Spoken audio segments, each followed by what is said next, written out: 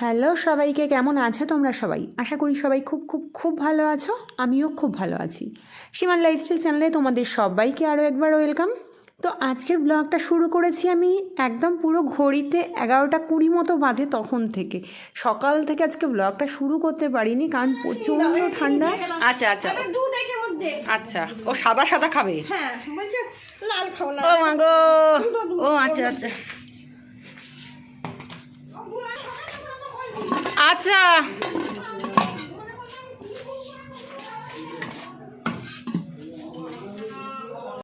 আর আজকে এই দিদিটা আমাকে দিয়ে গেছে হচ্ছে পিঠে বানানোর সব সরঞ্জাম, মানে দুধ, চিনি, সুজি, ময়দা, চালের গুঁড়ো, যা যা লাগে আর কি পিঠে বানাতে। তো সেগুলোই আমাকে দিয়ে গেছে। বলল যে তুই আমাকে একটুখানি পাটিসাপটা, অ্যাকচুয়ালি হয়েছে কি ফার্স্টে এসেছিলো যে তুই আমাকে পাটিসাপটা পিঠের ব্যাটারটা রেডি করব, কিভাবে করব আমাকে একটু পদ্ধতিটা বলে দে, আর কতটা কি দেব, পরিমাণটা আর কি। তো আমি কি করেছি, দিদিকে বললাম। দিদি বলছে আমি মনে হচ্ছে মাথায় মানে গন্ডগোল করে ফেলবো, অতটা ঠিকঠাক পারবো না, তুই কি আমাকে গিয়ে বানিয়ে দিয়ে আসতে পারবি? আমি বললাম বানানো তো সম্ভব না, তুমি একটা কাজ করতে পারো, তুমি চাইলে আমাকে সব জিনিসপত্রগুলো দিয়ে যাও, মানে পিঠে বানানোর সরঞ্জামগুলো আমাকে দিয়ে যাও, আমি একটু ব্যাটারটা রেডি করে দিই। যদি ব্যাটারটা ঠিকঠাকভাবে রেডি করে দিতে পারি তাহলে দেখবে তোমার পিঠে বানানো কোনো ব্যাপার না, যে কেউ ইজিলি বানিয়ে ফেলতে পারবে। তো তারপর দিদি সমস্ত কিছু দিয়ে গেছে। আর এখানে কি কি দিয়েছি সেটা তো দেখতেই পেয়েছো। 2 কাপ ময়দা দিয়েছি, 1 কাপের থেকে একটুখানি কম হয়েছে সুজিটা, তবে 1 প্যাকেট সুজি পুরোটাই দিয়েছি। এটা 200 গ্রামের প্যাকেট ছিল না 250 গ্রামের প্যাকেট ছিল, সেটা আমি ঠিক দেখিনি। আর তার মধ্যে দিয়েছি হচ্ছে 1 কাপ তোমার চালের গুঁড়ো দিয়েছি, আর দিয়েছি সামান্য পরিমাণে নুন। তো সমস্ত কিছু দিয়ে তারপর মিশ্রণটাকে ভালো করে একটু শুকনো অবস্থাতেই নেড়ে নিয়েছি, নেড়ে নুনটাকে মিশিয়ে নিয়েছি আর চালের গুঁড়ো সমস্ত কিছু মিশিয়ে নিয়েছি। নিয়ে তারপরে আমি এর মধ্যে এক এক করে দুধ দিয়ে দিয়েছি।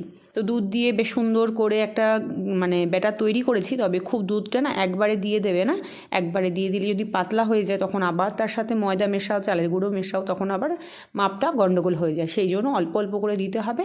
তবে আমি কিন্তু এর মধ্যে সামান্য জলও দিয়েছিলাম। আর ওরা যেহেতু গুড় দিয়ে খাবে না, মানে পাটিসাপটা পিঠাটা গুড় দিয়ে ওরা পছন্দ করছে না, সেই জন্য বলে চিনি দিয়ে করবে। তো আমি আন্দাজ মতো চিনিও দিয়ে দিয়েছি। দিয়ে আমি ওখানে সমস্ত কিছু ব্যাটারটা রেডি করে তারপর ওগুলো ঢেকে রেখেছি। আর যেগুলো যেগুলো মানে বেঁচেছে আর কি, লাগেনি অতটা, তো সেইগুলো আবার একটু থালার মধ্যে করে সাজিয়ে রেখে দিয়েছি। দিদি আসবে পরে নিতে আসলে তখন দিয়ে দেবো। তো চলো এবার আমি টেবিলটাকে একটু পরিষ্কার করে আমি ঢুকবো রান্নায়। আজকে আমার প্রচুর দেরি হয়ে গেছে। অ্যাকচুয়ালি দেরিও হয়ে গেছে সেটাও বলাটাও ভুল হবে, কারণ আমি চাইছিলাম যেন গরম গরম রান্না করবো, গরম গরম খাবো। নইলে না রান্না করে তারপর বসে থাকি ছেলের অপেক্ষায়, তখন ছেলে ঘুম থেকে ওঠে দেরি করে, কাজে থাকে, এই করে সেই করে করে করে খাওয়াটা লেট হয়ে যায়, আবার গরম করতে হয়। সেই জন্য আজকে ভেবেছি যে সকালে আমি তো খুব একটা খাওয়ার কোনো চাপ থাকে না, তাড়া থাকে না, তো যাই হোক একটা কিছু খেয়ে নেব। আর খেয়ে নিয়ে তারপরে আমি রান্নাটা এমনভাবে করব যেন আর আমাকে গরম না করতে হয়, একবারে খেয়ে নেব। তো সেই জন্য আর কি মানে অত তাড়াহুড়ো ছিল না, আর তাড়াতাড়ি সকাল সকাল আমি রান্নাটাও আজকে বসাইনি। তো দিদিকে দেওয়া মানে ওগুলো ব্যাটারটা ফেটার সমস্ত কিছু রেডি ফেডি করে দিয়ে এইবার আমি ঢুকেছি রান্নাঘরে।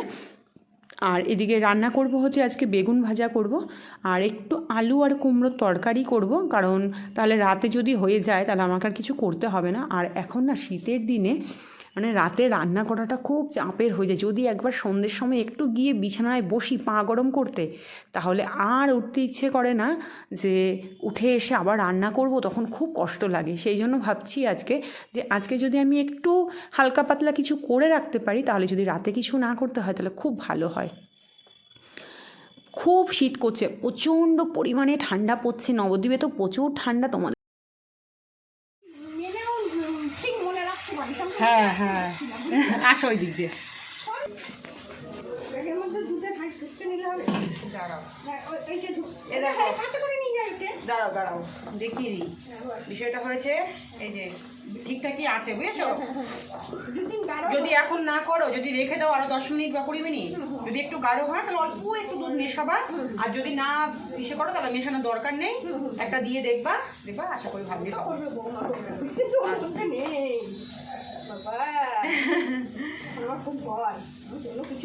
ভালো করে নেড়ে নিতে বলবা, থিকনেস তো ঠিকই আছে, লাগবে না, যদি লাগে অল্প একটুখানি। হাতাটা থেকেই যাক না। হ্যাঁ হাতাটা থেকেই যাক। নাও ফুচকা বাজকে নিয়ে যাও, দুধ রয়েছে। হ্যাঁ দুদিন লাগে বৌমা দেবে না? অল্প একটুখানি দেবা। এই যে এটা। আচ্ছা। বুঝতে পারছি, বলি কি রে, দুধ আচ্ছা, এই চিনিটা ধরাই থাকলো। ও মিষ্টিটা চেক করে দেখবা তো। আচ্ছা দাঁড়াও। কেন পুরো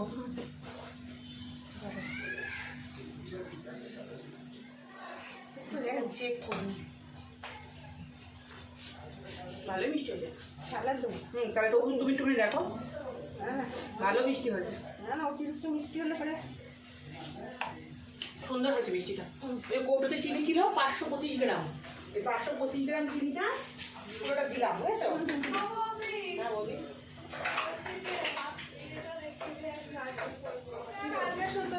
এগুলো আগে এই নে, এটা নিয়ে যা।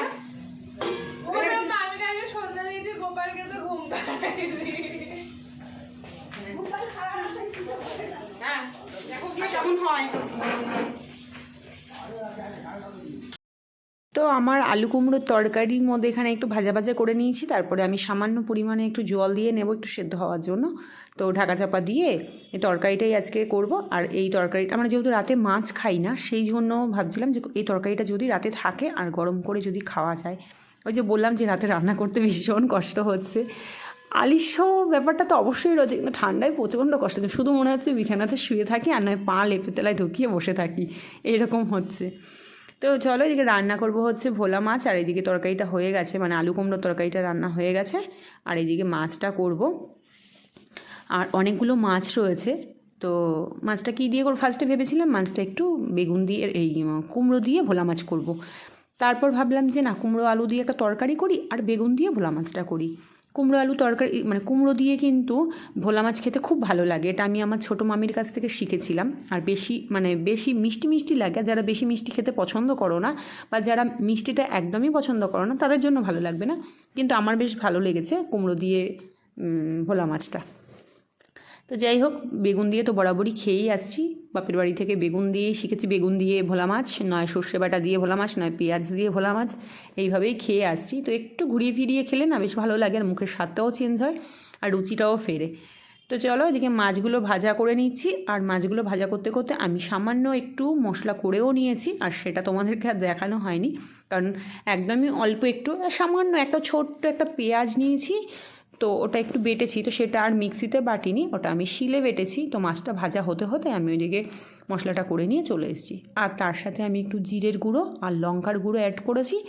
ও আরেকটা কথা, ধনেপাতা ছিল, তো ধনেপাতা আমার একদম ফুরিয়ে গেছে, সেই জন্য কি করেছি অল্প একটু মানে একটা ডাল ছিল, সেই একটা ডাল দিলে তো মানে বেশি একটা হবে না বলে সেন্ট, আমি কি করেছি ওই পেঁয়াজটা যখন বেটেছি তখন ধনেপাতাটাকেও সুন্দর করে বেটে নিয়েছি। তাহলে বাটা ধনেপাতাটা দিলে না বেশ একটা ভালো মানে টেস্ট হয় আর সেন্টও হয়। তো হয়ে গেল, কথা বলতে বলতে আমার মাছগুলো ভাজা। তো এবার দেবো একটু কালো জিরে ফোড়ন, আর কালো জিরে ফোড়ন দিয়ে আমি বেগুনগুলোকে দিয়ে দিয়েছি। এর মধ্যে আমি হলুদ আর নুন দেবো, দিয়ে একটু ভাজা। জীবনে সঠিক মানুষ থাকুক, তাতে যদি কম মানুষ থাকে তাতেও আমি অনেক সুখী, কারণ অনেক মানুষ থাকবে কিন্তু তারা নেগেটিভ মানে ভাবনা চিন্তা থাকবে তাদেরকে, ওই ধরনের মানুষ আমি চাই না। আর পজিটিভ মানুষ হোক, তাতে সংখ্যায় কম হোক, সে একজন হোক বা দুজন হোক।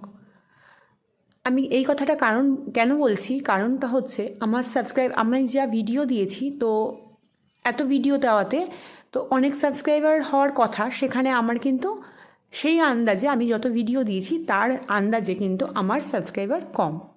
তো আমি তাতে বলছি না যে কেন কম, কী বৃত্তান্ত। অবশ্যই যারা আমার ভিডিও ভালো লাগবে নিশ্চয়ই সাবস্ক্রাইব করবে, আমার পাশে থাকবে, কিন্তু হতে পারে যে আমার কন্টেন্ট খারাপ, বা হতে পারে আমার ভয়েস খারাপ, হতে পারে যে আমার কোনো সাইড থেকে হয়তো কোনো কিছু খারাপ, তো সেটার জন্য আমার কোনো রকম দুঃখ নেই। ওই যে বললাম কথাটা, সঠিক মানুষ থাকুক কিন্তু অল্প থাকুক, কারণ অল্প জিনিস মানে সঠিক হলেও ভালো লাগে। তো চলো, আর আমার ভিডিও কে কোথা থেকে দেখছো অবশ্যই কিন্তু তোমরা কমেন্ট সেকশনে কমেন্ট করে জানিও, তাহলে আমারও ভালো লাগবে আর আমারও জানা থাকবে কে কোথা থেকে আমাকে দেখছে। আর আমিও জানতে পারবো যে আমার কত দূরে দূরে সমস্ত আমার কাছের মানুষরা আছে। তো আমি যাই কিছু হয় না কেন তোমাদের সাথে সমস্তটাই শেয়ার করি, সে আমার ভালো দিক হোক আমার খারাপ দিক হোক, তবে আমি সত্যিটাই তুলে ধরি তোমাদের কাছে, কখনো আমি মানে লুকোচাপা করি না যে এটা লুকোবো ওটা লুকোবো, ঢাকা চাপা দেওয়া, ওরকম কোনো বিষয় নয়। সমস্তটাই তোমাদের সাথে শেয়ার করি। আর মানুষ তো তার নিজের মানুষদের কাছেই সমস্ত কিছুটা বলে, আর আমি তোমাদের কাছেই সমস্ত কিছু বলি, কারণ তোমরা আমার খুবই নিজের আর খুবই কাছের, যার কারণে তোমাদের কাছে আমি সমস্তটাই বলি। তো চলো, এদিকে আমার মাছটা রান্না করা হয়ে গেছে, আর বেশ কালারটা দেখতে ভালো হয়েছে, আশা করি খেতেও ভালোই হবে। তো আমি যে দিদিটাকে আজকে করে দিয়েছিলাম না ব্যাটারটা, পাটিসাপটা পিঠের ব্যাটারটা, আমাকে যদি কেউ বলে না যে এইটা করে দেবে বা ওটা করে দেবে, আমার মনে হয় না যে ওটা করে দিলে খুব আমার পরিশ্রম হবে বা কোনো কিছু হবে। আমার মনে হয় বেশ ভালোই লাগে, কারণ আমিও যখন একটা সময় পারতাম না না, তখন আমিও কিন্তু ওর কাছ থেকে তার কাছ থেকেই শিখেছি। আমাকে কিন্তু কেউ কোনো দিন হাতে ধরে শেখায়নি। আর আমার মানে যে মা, আমার নিজের মায়ের কথা বলছি, শাশুড়ি মায়ের কথা বলছি না, আমি আমার নিজের মায়ের কথা বলছি। আমি কিন্তু আমার বিয়ের আগে থেকে কোনো কিছু শিখে আসিনি, কারণ আমার বয়সটা ছিল একদমই কম। আমি অনেক ছোট্ট বয়সে আমার বাবা মা আমাকে বিয়ে দিয়ে দেয়, তো সেই জন্য আমি কাজকর্ম শিখিও নি। আর তার মধ্যে যেটুকুনি বয়স ছিল আর কি, সেই বয়সেও যে শিখবো সেই ইচ্ছেটাও আমার ছিল না, কারণ আমার দিদিরা ছিল আর আমি ছিলাম বাড়িতে সবার ছোট। তো সেই জন্য আমার একটা সবসময় আদরের ব্যাপারটা ছিল যে আমি ভাত খাবো, উঠে পড়বো, থালাটাও মাজবো না, দিদিরা করবে, এই রকম মেন্টালিটির মানুষ ছিলাম আমি তখন। তো দিদিদেরকে বড্ড জ্বালাতাম। আর এখন আমি সমস্ত কিছু করি, এখন আমার কারোর কাজও পছন্দ হয় না।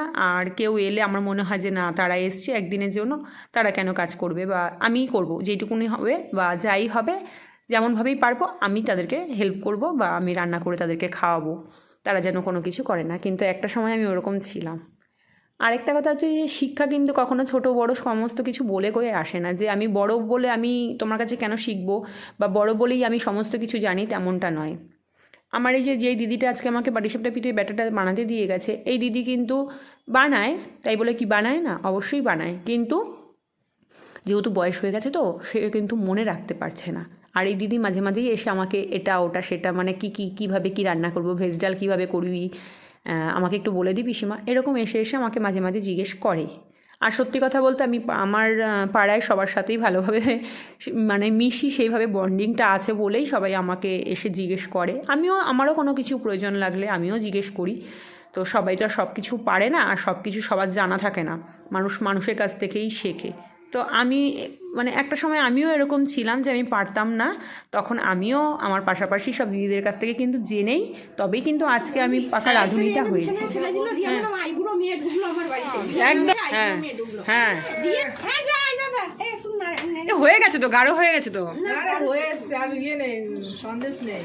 আরে এইটার কথা বলছি, ঠান্ডা হয়ে গেলে আরো জমে যাবে তো, নামিয়ে দেবো ভালো। ওটা হবে বলছে, আর একটু ভালো হচ্ছে পিঠে। সুন্দর উঠেছে না?